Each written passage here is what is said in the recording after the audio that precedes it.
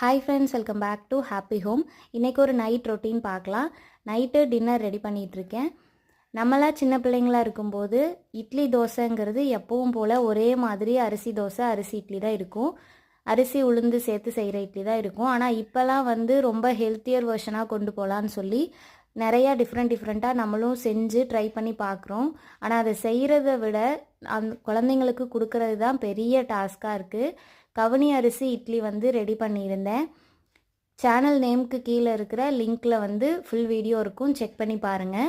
அதை நேஷோக்கு கொடுக்கறதுக்கு சாக்லேட் இட்லின்லாம் சொல்லி கொடுத்து பார்த்தேன். ஆனால் அவங்க சாப்பிடவே இல்லை. நம்ம எவ்வளோ தான் பார்த்து ரெடி பண்ணாலும் அவங்கள சாப்பிட வைக்கிறது ரொம்ப கஷ்டமாக இருக்குது. டின்னருக்கு கவனி அரிசி இட்லி, அப்புறம் நார்மல் இட்லி, முள்ளங்கி சட்னி ரெடி பண்ணியிருந்தேன். முள்ளங்கி சட்னி வீடியோ ஆல்ரெடி சேனலில் இருக்குது, செக் பண்ணி பாருங்கள். உங்கள் வீட்டில் குட்டீஸ் எப்படின்னு சொல்லி மறக்காமல் கமெண்ட்ஸில் சொல்லுங்கள். தேங்க்யூ ஃபார் வாட்சிங்.